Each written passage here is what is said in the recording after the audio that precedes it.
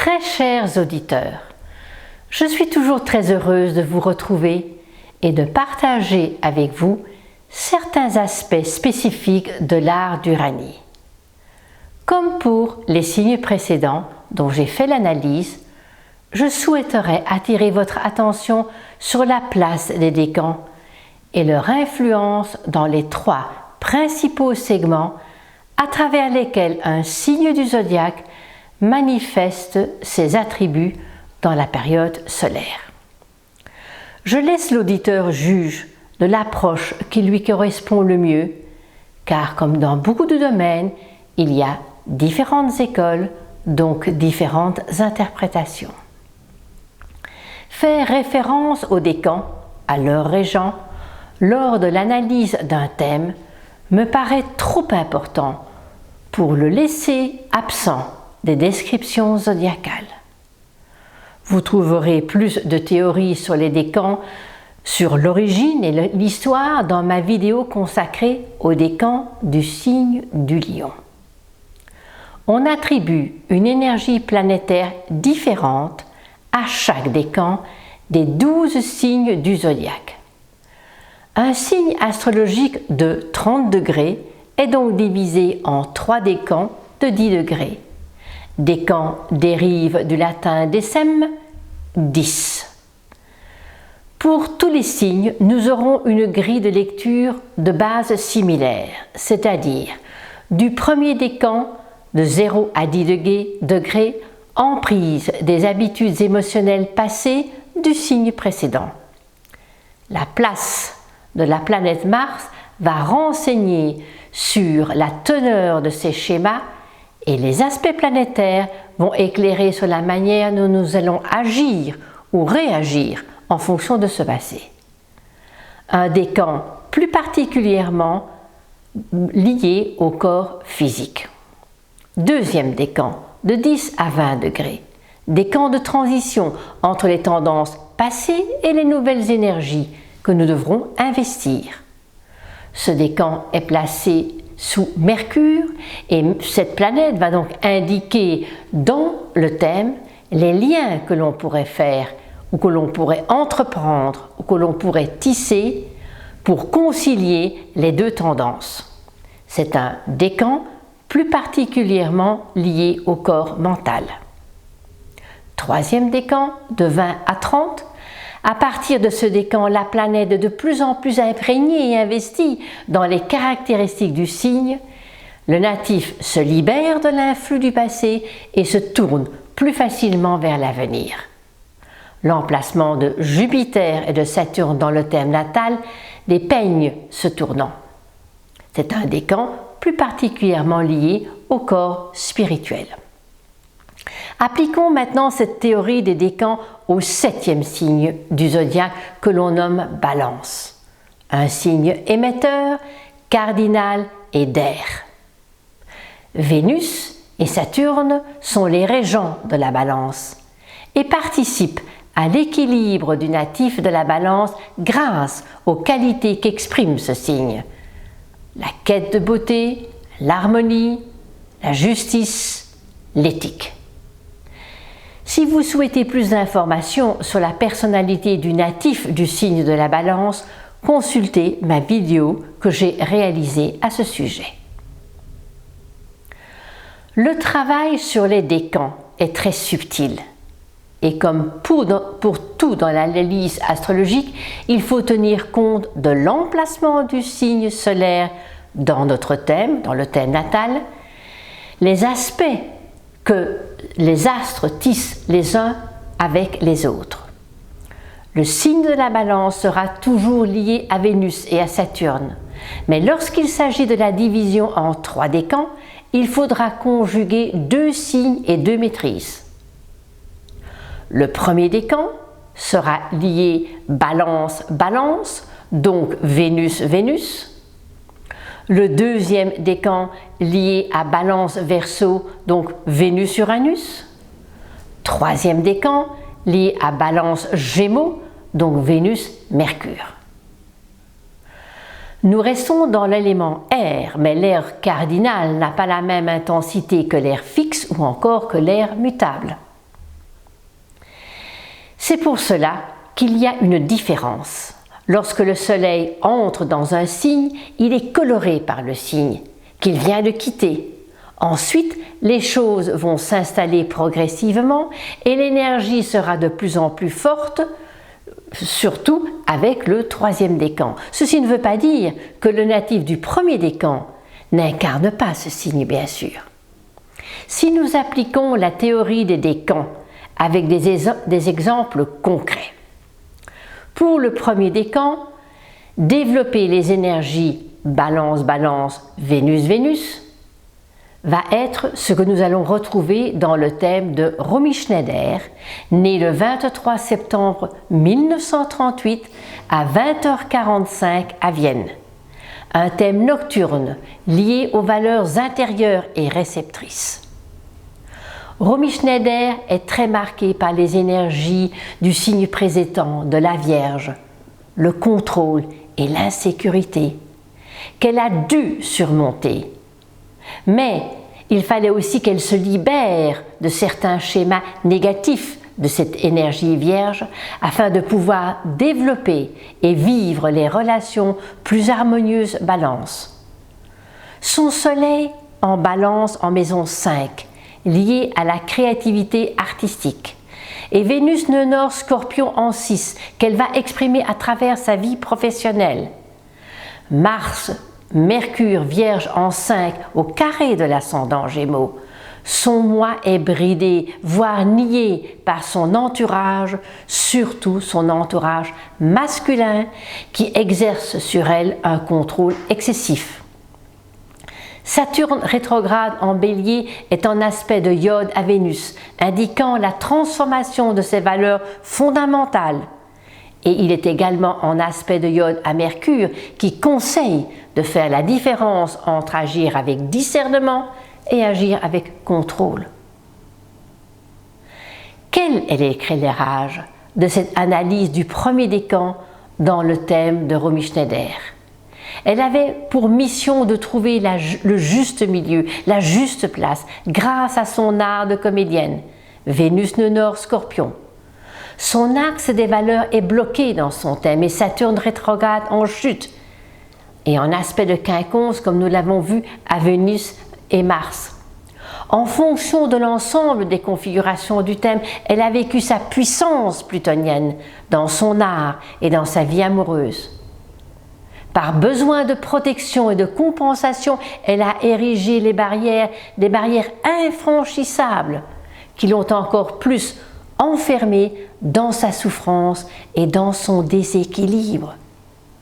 Jusqu'au jour où, lasse de lutter contre ses ennemis virtuels, elle a retourné sa puissance plutonienne contre elle. William Faulkner, né le 25 septembre 1897, 22h30 à New Albany, USA. Thème nocturne, importance des valeurs réceptrices. Son soleil en Balance est également marqué par des valeurs de Vierge, le tout en maison 4, la maison de l'héritage familial. Vénus est à la fin du signe du Lion en maison 3, au double carré de Neptune et de Saturne, et Mars en Balance en maison 5, l'ensemble va expliquer le combat qu'il a eu contre un sentiment d'injustice profond lié aux conséquences de la guerre de sécession, qu'il avait à l'intérieur de lui comme un alien qui le rongeait petit à petit. De quelle manière a-t-il essayé de retrouver l'équilibre et d'exorciser sa souffrance et de tendre vers plus de liberté intérieure?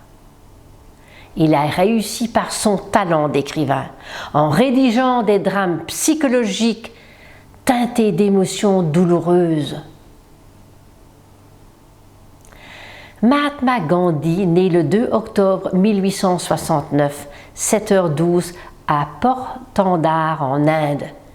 Thème diurne, importance des valeurs émettrices dans le secteur social. Son soleil en Balance est en 12, conjugué à un ascendant Balance, mais opposé à Neptune et sextile nœud nord en Lion. sa lune Lion en maison 12 au double carré de Vénus, Mars, Scorpion en 1 et de Jupiter, Pluton, Taureau en 7. Ce sont justement ces deux planètes qui nous intéressent, car l'une est maître de la balance et l'autre à l'origine de certaines de ces blessures. Toutes les deux sont en aspect à la Lune, ici le peuple dans ce thème, blessé par Pluton et Jupiter, le pouvoir absolu en place. Saturne est en Sagittaire en 2, trigone à Neptune et sextile au Soleil Balance.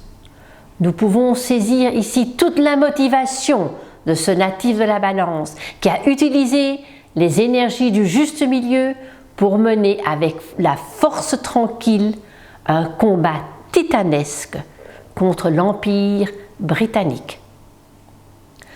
Romy Schneider a incarné ces énergies du premier décan à travers son art de comédienne. Gandhi les a exprimées en tant qu'apôtre de la paix.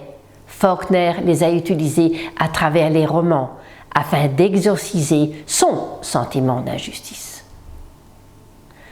Nous allons voir maintenant 3 manières de développer le deuxième décan, cette fois-ci lié à Balance Verseau, donc Vénus-Uranus. Giuseppe Verdi, né le 10 octobre 1813 à Roncole en Italie, un thème nocturne où les valeurs féminines vont être mises en relief. Dans une de ses biographies, Pierre Petit écrit ceci, en parlant de Verdi. Son tempérament d'artiste, son amour de la beauté, l'importance qu'il a attachée toute sa vie à l'harmonie, aux formes, aux compétences de conciliateur et son sens de la justice, son souci permanent de ne pas déplaire, de ménager autrui. Verdi aimait s'entourer de confort recherché. Verdi incarne bien les énergies du natif de la Balance dans toute son essence. Verdi est né avec un soleil Balance Mercure en 5, trigone Mars, sextile Neptune et un ascendant Gémeaux dont Mercure, soleil Balance et une Vénus Uranus en Scorpion trigone Neptune. De par l'ensemble de son thème, il allie la beauté et la créativité novatrice dans des domaines différents. Saturne en Capricorne en 8, carré Soleil Mercure Balance, c'est probablement grâce à cet aspect de défi qu'il sera poussé à transposer cette créativité uranienne d'une manière structurée, cette créativité dans ses compositions qui dépassent les marqueurs du temps. Mais Verdi ne fut pas uniquement un artiste exceptionnel. Il s'est investi à fond dans l'unité italienne et la libération des provinces occupées. Mercure, la planète du lien, est conjoint au Soleil trigone Mars de Nord, Verseau. Verdi incarne bien les caractéristiques du natif du deuxième décan lié à Uranus. Jean-Jacques Goldman, né le 11 octobre 1951 à 0h50 à Paris, est né avec un thème nocturne dont les valeurs féminines sont à exprimer. Cet ancien scientifique s'est investi en tant que musicien et compositeur. Et c'est grâce à ces caractéristiques que Goldman manifeste ses valeurs Balance. Son soleil est encadré par Mercure d'un côté, par Neptune de l'autre, cérébral et intuitif, trigone à la Lune Verseau et Uranus sextile, Vénus Mars Vierge.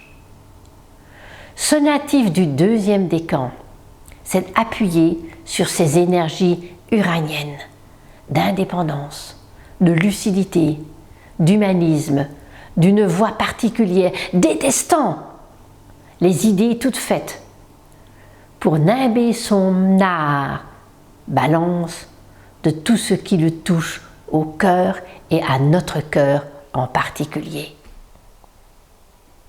Carlos est né le 12 octobre 1949 12h Caracas.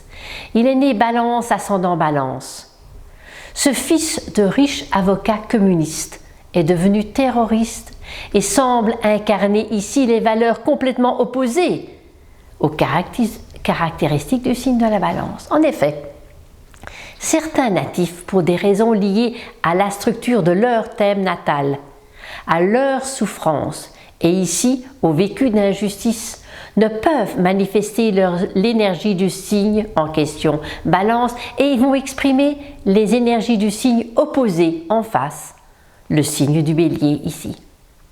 L'ensemble des planètes du thème de Carlos sont placées dans l'hémicycle oriental, comportement plus égocentrique, conjugué aux valeurs uraniennes du deuxième décan.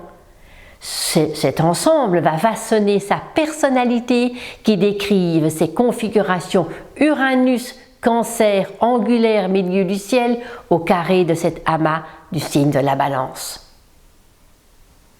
Son sentiment d'injustice exacerbé va alimenter d'un côté, il va être alimenté par la conjonction Pluton-Mars, Lion, qui est une bombe à retardement, et d'un autre côté par l'aspect Saturne carré Lune, le sentiment de manque, d'abandon, et Mercure, Balance, la planète du lien, est rétrograde et est au carré d'Uranus, signature de ses actes terroristes et extrémistes. Si Verdi a incarné les énergies du deuxième décan dans son art, mais aussi dans son positionnement comme porte-parole de l'unité italienne, que Jean-Jacques Goldman a traduit de manière exceptionnelle son art musical, Carlos manifeste le côté destructeur de cette combinaison Vénus-Uranus. Nous allons maintenant nous pencher sur les natifs du troisième décan, liés à une combinaison Balance-Gémeaux, Vénus-Mercure. René Fleuriot, né le 19 octobre 1902, Balance conjuguée à un ascendant Balance, Vénus, Mercure, nœud nord Balance. Cet avocat idéaliste a consacré plus d'un demi-siècle à la justice en rectifiant les erreurs judiciaires. Ce natif du troisième décan est toujours et a été toujours motivé par une quête plus élevée que la sienne, comme tous les natifs du troisième décan. Les natifs du troisième décan sont plus imprégnés des caractéristiques du signe, comme tous les troisièmes décans. Et les planètes, ici Jupiter et Saturne, vont renseigner sur les motivations profondes du natif et vont indiquer aussi de quelle manière elles vont s'exprimer. Neptune est en Cancer, maison 9, mais au carré de l'amas Balance, et de Saturne, Capricorne. En 4 et au carré de Vénus, Soleil, et Jupiter en Verseau, aussi en 4, trigone à l'amas Balance. Il est donc probable qu'au vu de toutes ces configurations, René Fleuriot s'est appuyé sur des souffrances d'injustice appartenant à son propre passé. Elles ont été en quelque sorte un moteur afin de rééquilibrer ses déséquilibres et ses injustices intérieures. Fleuriot a écrit plusieurs livres, dont Les erreurs judiciaires, La vérité ne tient qu'à un fil, Au banc de la défense. Friedrich Nietzsche, né le 15 octobre 1844 à 10h à Rocken en Allemagne. Ce natif de la Balance a un soleil opposé à Pluton Bélier, mais trigone Neptune. Le nœud nord, lune Sagittaire en 1, Vénus en Vierge en maison 9, est au carré de cette lune. Ce fils de pasteur fait de brillantes études de philosophie. Ce passionné a traqué toute sa vie les illusions des arrière-mondes en insistant sur l'importance du monde dans lequel nous vivons. La vision de Nietzsche conduit à une virulente critique de toutes les idées établies.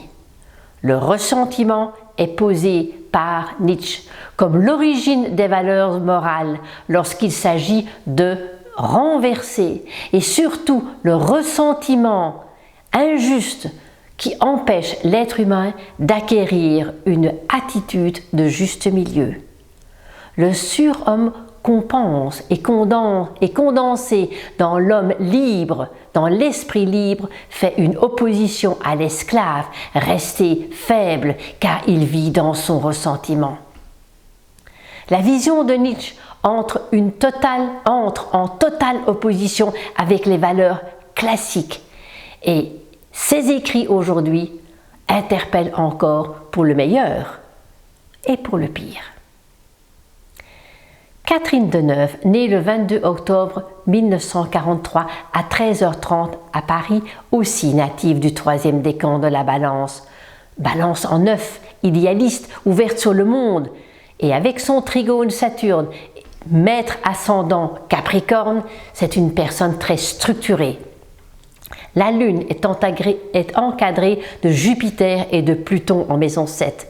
Nous avons ici la signature de sa vie artistique, de cette comédienne qui a pu aussi bien incarner les parapluies de Cherbourg que Belle de jour ou Répulsion.